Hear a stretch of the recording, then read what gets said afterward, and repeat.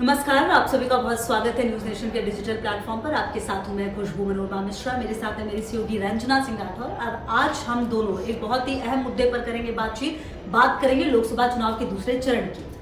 जी बिल्कुल, आपको बता दें कि 26 तारीख को दूसरा चरण हो रहा है, जिसमें 13 राज्यों के नाम शामिल हैं। कुल 88 सीटें हैं जिस पर मतदान होना है।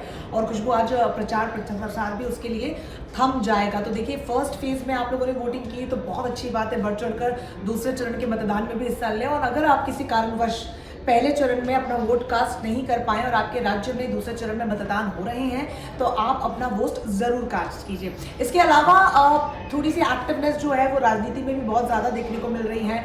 चूंकि आज प्रचार प्रसार थम जाएगा तो तमाम राजनीतिक पार्टियां ये कोशिश खुशबू कर रही हैं कि जनता को अपने पाले में किया जाए, और इसीलिए शायद अलग अलग तरीके के बयान जो सामने आ रहे हैं वो खूब सुर्खियां बटोर रहे हैं। एक एक करके बयानों पर भी बात थोड़ी सी हुई। बिल्कुल, बयानों पर भी बात होगी। और उससे पहले देखिए, आपको ये बता दें कि अगर इस चरण की आप बात करें तो इसमें दिलचस्प क्या हो जाता है, राहुल गांधी की जो सीट है वायनाड, और साथ ही साथ जो हेमा मालिनी की सीट है मथुरा, जो ये एक दो हॉट सीट है वो चर्चा का विषय रहेगी। और देखिए, उत्तर प्रदेश की 8 सीटों पर चुनाव है इस दूसरे चरण में, और बीजेपी के लिए खोने को कुछ नहीं, क्योंकि पिछली बार इसमें से 7 सीटें जो है वो बीजेपी ने जीती थी। तो आप समझिए कि बीजेपी के लिए जो दारोमदार है वो पूरा लगा हुआ है। और इसीलिए जैसा कि जिक्र रंजना भी लगातार कर रही थी कि बयानबाजी का जो दौर है वो लगातार चल रहा है। मंगलसूत्र वाले बयान पर जो पीएम ने दिया, उस पर प्रियंका गांधी ने कहा है कि भाई, मेरी मां ने मंगलसूत्र पूरे देश पर कुर्बान कर दिया, अपने पिता को याद करते हुए भावुक भी हो गई थी। तो अब बयानबाजी का जो दौर है वो लगातार चल रहा है। देखिए, बहुत ज्यादा ऐसे में महत्वपूर्ण हो जाता है कि लोकतंत्र का पर्व है,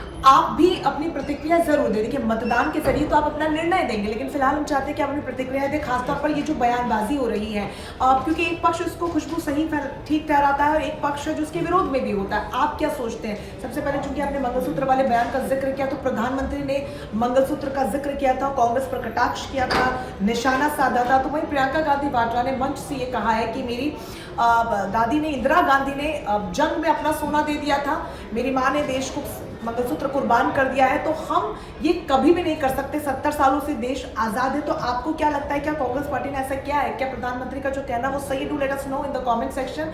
एट द सेम टाइम, आज सैम पित्रोदा का बयान जो सामने आया है विरासत कर को लेकर, देखिए, चुनावों के बीच जो टाइमिंग होती है उसमें वो भी बहुत ज्यादा महत्वपूर्ण होती है कि पहले एक बयान आना, फिर दूसरा बयान आना। हालांकि आप सभी को बता दें, अगर आपको नहीं पता है, कि विरासत कर को लेकर सैम पित्रोदा ने, इंडियन ओवरसीज कांग्रेस की वो अध्यक्ष, उनका ये कहना है कि अमेरिका में जो एक विरासत टैक्स होता है, हालांकि लोगों को कंफ्यूजन थोड़ा सा ये हो रहा है कि जो हमारे देश में संपत्ति कर होता है वही सेम होता है। तो फिर क्योंकि कई सोशल मीडिया कमेंट्स में भी थोड़ी देर पहले पढ़ रही थी, इस पूरे मामले के सामने आने के बाद सब कुछ एक साथ हुआ, तो मैं थोड़ा सा आपको क्लैरिफिकेशन ये दे दूं कि जो वेल्थ टैक्स होता है वो हमारी कंट्री में, जो संपत्ति कर होता है, विरासत कर जो होता है वो इनहेरिटेंस टैक्स अंग्रेजी में जिसे हम कहते हैं, वो बाय डिफॉल्ट आपकी संपत्ति पर लगता है। और जो आपका वेल्थ कर होता है वो जितना डिस्ट्रीब्यूशन होता है उसके हिसाब से टैक्स लगता है। अब उसको लेकर हालांकि कांग्रेस ने कहा है कि सैम पित्रोदा का ये निजी बयान है। जयराम रमेश सामने आए, उन्होंने कहा कि ये उनका पर्सनल थॉट है और पार्टी का इससे कोई लेना देना नहीं। लेकिन जैसे ही बयान आता है विपक्षी या तमाम जो पार्टियां, बिल्कुल, देखिए, आप कहने को ये कह सकते हैं कि आपकी पार्टी से कोई सरोकार नहीं है, लेकिन आपको ये मानना होगा कि सैम पित्रोदा जैसे इतने वरिष्ठ नेता है, वो उनका कहना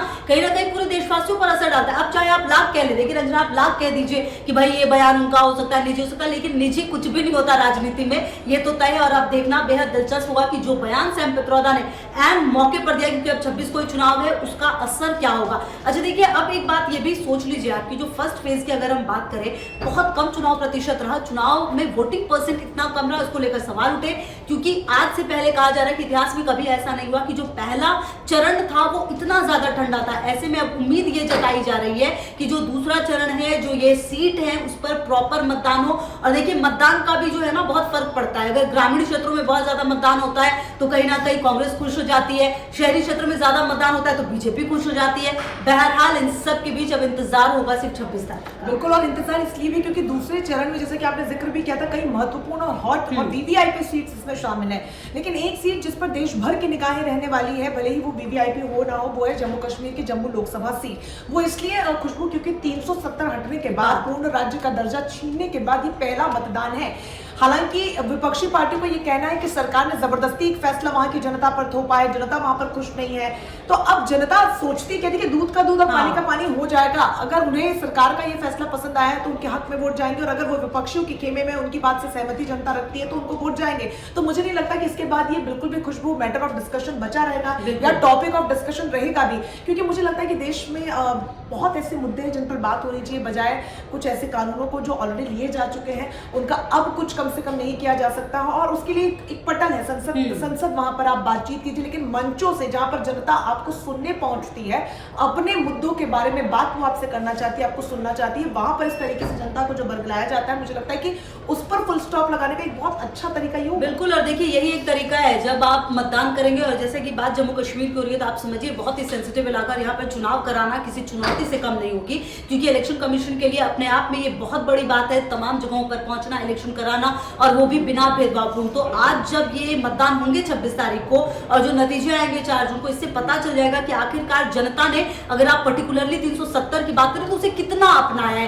क्या सच में वहां की जनता ये चाहती थी, या फिर जनता के मन में अभी भी संदेह था कि नहीं 370 जो है उनके साथ गलत हुआ है वो छीनकर। तो इसका जवाब जनता जरूर देगी जम्मू कश्मीर की अगर सीट की बात की जाए। बिल्कुल, और बात एक और वीवीआईपी सीट का जिक्र हो रहा था। राहुल गांधी जहां से उम्मीदवार है, वायनाड में भी 26 तारीख को दूसरे चरण का मतदान होना है। हालांकि स्मृति ईरानी लगातार उनको घेर रही हैं कि वो तो वायनाड को भी छोड़ के चले जाएंगे। आपको क्या लगता है? क्योंकि स्मृति ईरानी में नामांकन करेंगे वायनाड के बाद, ये बेहद दिलचस्प होगा देखना राहुल गांधी के लिए कि क्या वो वायनाड में जब वोटिंग होगी उसके बाद वो सेटिस्फाइड हो जाएंगे और क्या वो नामांकन नहीं करेंगे। क्योंकि देखिए 26 तारीख की है जो नामांकन का आखिरी दिन होगा, अगर अमेठी से उनको चुनाव लड़ना है तो ये बहुत ही दिलचस्प होगा 26 तारीख को देखना राहुल गांधी का। ये जो लोकसभा चुनाव 2024 के हैं, ये सिर्फ चुनाव नहीं है, ये सिर्फ जनता का फैसला, क्योंकि कई ऐसे बड़े मुद्दे हो गए खुशबू इस दौरान जहां पर केंद्र की सरकार को विपक्ष ने जमकर घेरा है कि आपने जिस तरीके से लोकतंत्र को खतरे में लाया, संविधान पर सब खतरे पर है, तमाम एजेंसियों के दुरुपयोग का, तो मुझे लगता है जनता जवाब उस पर देगी, चाहे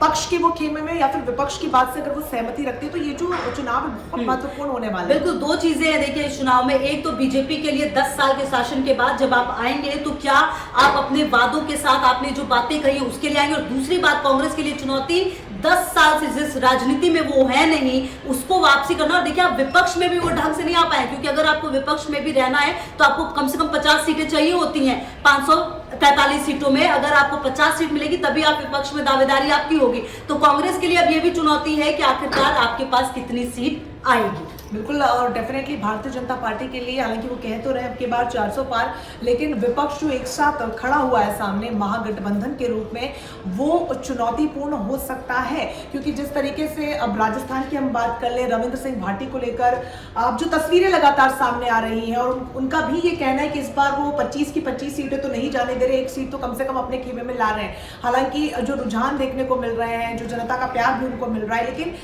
इस बार के मैं बार बार यही कहूंगी, इसीलिए जो इस बार का मतदान होगा वो दूध का दूध पानी का पानी कर देगा। फिर चाहे वो इंडिविजुअल पॉपुलैरिटी की बात हो, तमाम मुद्दों की बात हो, या फिर जो देश में बदलाव किए गए बड़े मंचों से कहते हैं आप सीए की बात कर लीजिए, या फिर वो क्लियर कहते हैं कि हम ये कानून लाने जा रहे हैं, तो क्या जनता उनका साथ देगी, या फिर जनता का मन जो है बिल्कुल शांत हो गया, और या उनके लिए पीएम मोदी जो है बिल्कुल नॉर्मल हो गए उनके लिए, ये भी देखना बेहद दिलचस्प होगा इस चुनाव के नतीजों के बाद।